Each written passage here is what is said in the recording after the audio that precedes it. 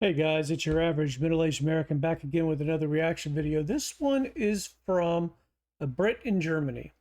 This gentleman is British.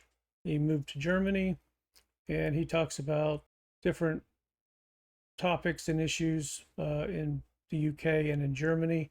And this video is basically going to talk about how he sees Britain after 15 years abroad.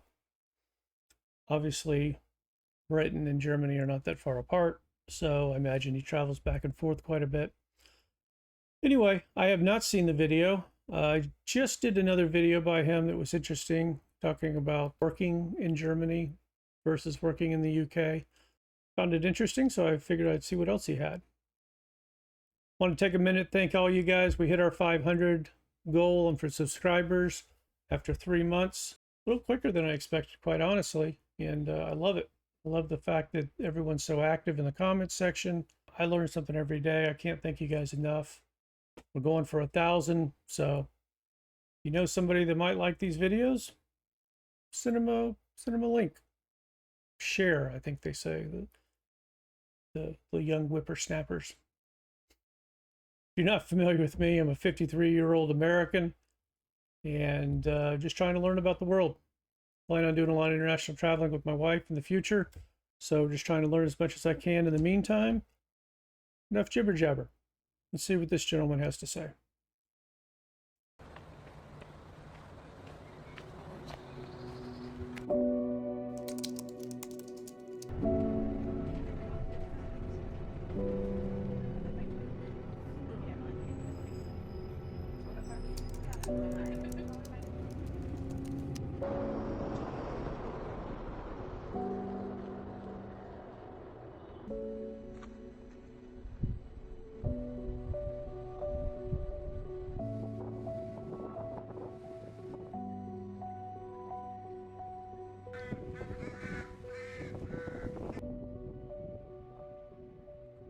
I left Germany for the UK.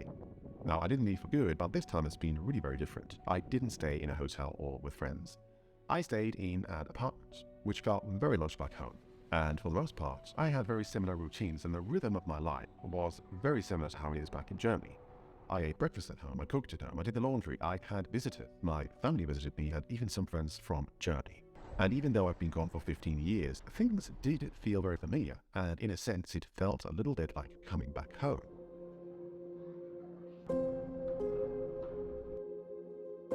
Just to give you a little bit of context, I left the UK a long time ago in 2008, and it really feels like a different era, almost a different time. You know, there were no smartphones, there was no social media, at least not in the way that we know it today. The UK was still a part of the EU, the Queen was still alive, and most importantly, I still had hair. One thing I've noticed is that self-criticism comes extremely easy to the English-speaking West, and also countries like Germany. We are really... You guys say I don't share enough. Look, I have hair. I know a lot of you assumed I was bald because I always wear a hat. No, I have hair. I have very good hair, actually. It's one of my best features. I have a cat, too. She's around here somewhere. And I have a wife who will probably never be on camera. She has a very top secret job. We are our very own worst critics in many ways, and I do believe that a certain level of self-criticism, if it's constructive, is necessary for progress. But there can be a situation where this criticism becomes pathological and it begins to eat away the culture from within. And this is a situation which I see as extremely toxic and something which should be guarded against at all costs. But it is also a situation which I can fully identify with. Part of the reason I left the UK was out of frustration. I didn't agree with the politics, I couldn't really identify with the culture, and I really wanted to see how other people did things. I wanted to experience other countries and cultures, and maybe this is just sort of a normal part of growing up. Maybe we all go through this at a certain stage in our life, but I just couldn't wait to get out of there. And now, having lived in China, Australia, and Germany, I do feel like I can give a somewhat unique perspective on the UK. Now, I do still live in Germany, I do not work in the UK, and really I'm just a dude on the internet, so take everything I say with a grain of salt.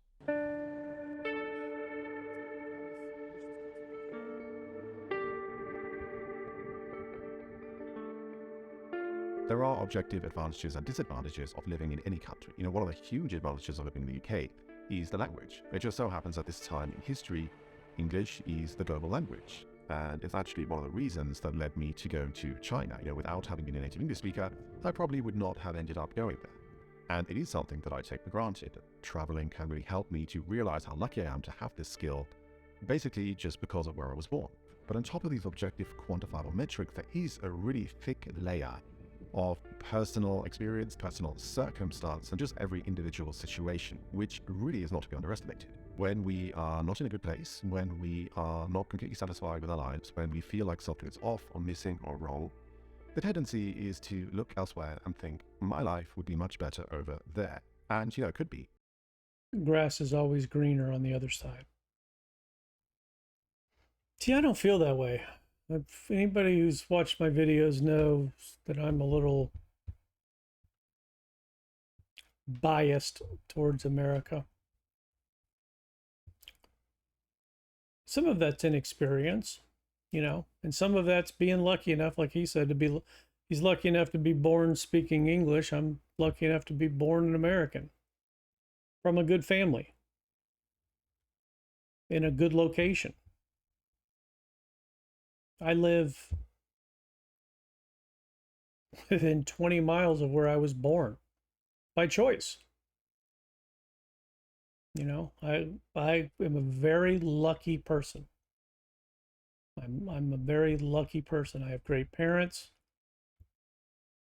I was born in a great city. I have a great wife. It's a lot of life is luck. And I'm luckily, and I've got friends that always felt like the grass is always greener. They moved all over the country and just never quite found their perfect place. I like experiencing other things, but as far as places to live, I'm good. Odd. There's people that are born in terrible situations, but they don't know anything else. They're not exposed to the West, let's say. So they don't even know what they're missing. They also don't have high suicide rates and everything else. If you're talking about some of these little third world countries or countries that don't have any true technology, it's a double-edged sword. A change is as good as a rest, as they say, but the grass is also not always greener on the other side.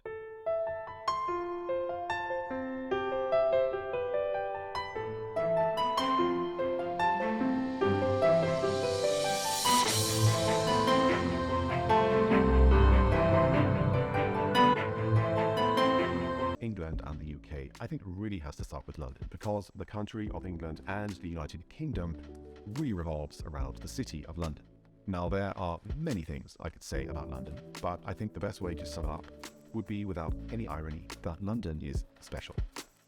London is a truly world-class city. It is epic, it is powerful and grand, and there is a deep, rich, intoxicating energy that sucks you in and pulls you along, and it's a city that I would recommend anyone to visit. But it is, in a sense, almost too big for the country. Because unlike Germany or Australia, London is not just the political capital of England and the UK, it is really the capital of everything. Whether you're talking about business, finance, culture, the arts, everything happens and centers around London. And because of this imbalance, there exists a rather unhealthy dynamic where much of the country's wealth is concentrated in and concentrated around London, with much of it. I mean, America is very, very diverse. You can't compare Mississippi to New York, but I don't think it's anywhere near as concentrated. The ratio isn't near the same as it would be, London versus the rest of the UK. Yeah, it just isn't. I mean, America's got, there's New York, there's Washington, there's Chicago, there's Miami, Los Angeles, there's Silicon Valley, Las Vegas. I mean, it's Dallas. You've got all of, Boston, and yeah, so it's just not like that. And I could see where that would be very divisive or divisive, however you want to say it, because it's almost like we're the heart of the country and you guys are all just kind of outsiders.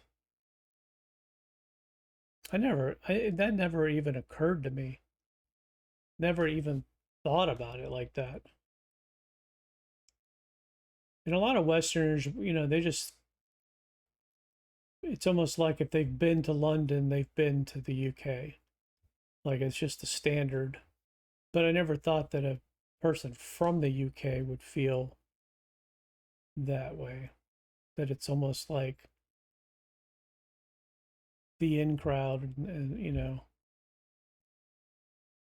you're either in or you're out. It's interesting. It's not really even coming from within the country itself. And it's a city that I love to visit, but I could never live there. If I were to put my finger on the cultural pulse of the UK and give a layman's diagnosis, I would say that the UK, or maybe more specifically England, is undergoing an intense identity crisis. Even those basic assumptions, such as the UK or England is a Christian country, is not necessarily really accurate anymore. In the latest census from 2021, less than 50% of people in England and Wales identified as Christian, and the number of people without any religion increased dramatically. Some are calling it a crisis of religion. This coupled together with the cost of living crisis and a mental health crisis, that is a whole lot of crises right there. So where is this coming from, you might ask? Well, that is a very interesting question, one which I don't think has a... Is he wearing white socks with black shoes and black pants?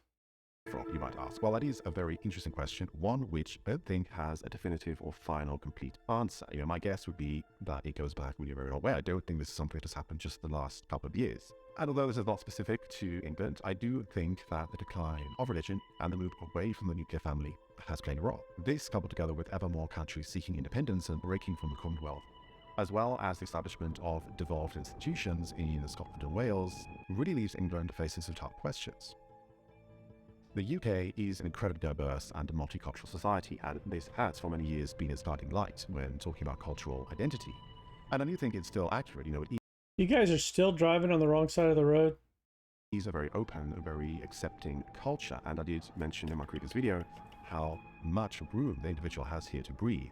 But a lot has happened in the last few years, not least of all Brexit and the Queen's death. This really has dealt a heavy blow to this idea or this construct of identity, and really, put England's role within the UK to question. For many, Brexit represents a break with this diversity narrative, and it's not really just about the economic impact on individuals, it's more about the emotional aspect of Britain having excluded itself from this union and in many ways is sort of going it alone. Now, I have heard that from people in the comment section that it's almost like England is not part of Europe. It's like Europe and then England. Then I had said to somebody in the comment section that it sounded like, that the UK seemed like the bridge between Europe and America. And they said, yeah, that they had, they agreed and they hadn't really thought about it that way. But is the UK really big enough to do that? To not be, obviously they're part of Europe, but to not be as tight as the rest of Europe is with each other. Yeah, there's NATO and all that, I get it. I'm just saying from a psychological kind of, cultural standpoint.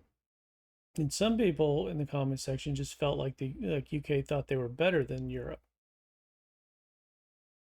which I don't quite understand because of Germany. If the UK was the third best economy in the world, then it would have a little bit more validity. Let me know what you think down in the comments. If you haven't subscribed yet, just subscribe. It doesn't hurt you and it helps me. I'm trying to get to 1,000 in record time. Pretty sure it's not record time. Trying to get to 1,000 faster than I thought we would.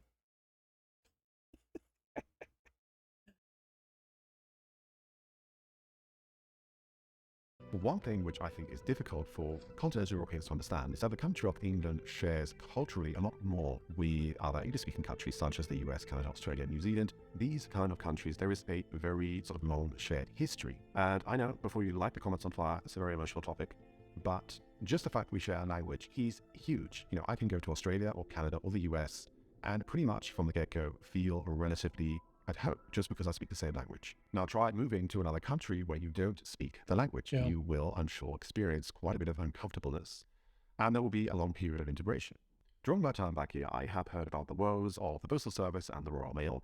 I've heard about the rise of mental health issues and long COVID, and also complaints about the NHS. But I have also experienced something different, something which I will call the British spirit. As seen in the manicured historic towns and multitude of cultural festivals and events, in the award-winning coffee, pies and cake, the campaign to support and shop British-made, British-grown and British-sourced food. It's seen in the BAFTAs, the celebration of homegrown musical talent, and it is, in short, the unashamed belief that this country has a lot to offer, and it's okay to talk about that and to celebrate that. It is possible to take pride in one's own culture without having to degrade anyone else's, and by the way, this pride in England or in the UK is very subtle when compared to other countries like France or Italy. You know, whether it's talking about the food or the wine or the language or the landscape, the beaches, the mountains, whatever it is, you will definitely hear about the culture of these countries from these people everywhere in the world. The reason this British spirit, for lack of a better term, has struck me is because I am coming at it through the German lens. In a sense, I would say it is more the norm to talk positively about your own country.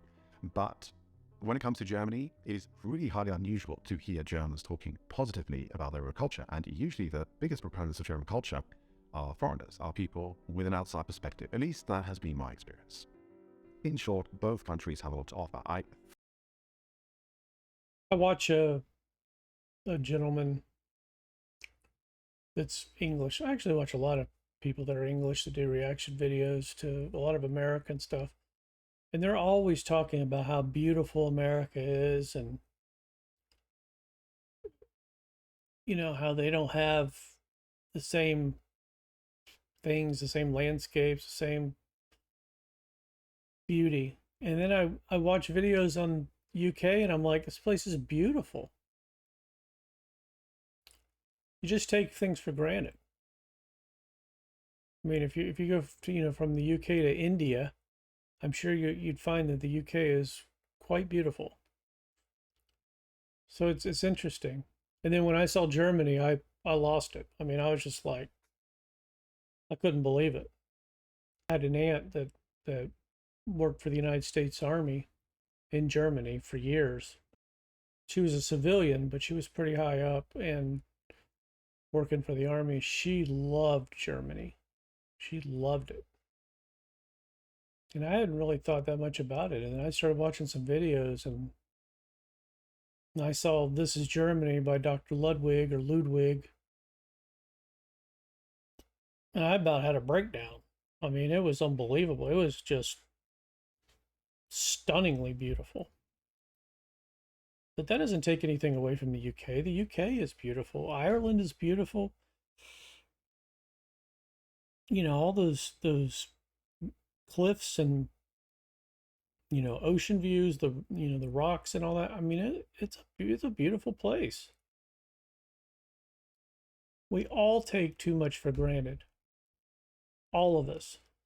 Today, I'm kicking stuff around in my garage, complaining about not having any room. I have a 2-car garage, and I'm complaining I don't have any room. You know, sometimes you just got to look in the mirror and realize you're just taking too much for granted. And I think everybody's like that. Whether you live in a 1-bedroom apartment or a mansion, whether you're, you know, you got some health problems or you're winning fitness challenges, you're not dead, you're not homeless. So be grateful. Thoroughly appreciate my life in Germany. And all things considered, I do believe that my standard or my quality of life in Germany is better than it would be in the UK. But yeah, that's pretty subjective. It really depends on your own personal circumstances and situation. I know that black and white polarization does very well here on YouTube, and there are probably many people that would have preferred a video where I just list the ways in which one country is better than the other. But that's not what I'm about. And I think it would be doing you a disservice if I made a video like that. The older I get, the more nuance I see, and especially when we're talking about complex issues such as culture, a simplified black and white perspective can be very seductive and can gain traction very quickly. It would be so easy to attribute all the problems in the UK to Brexit.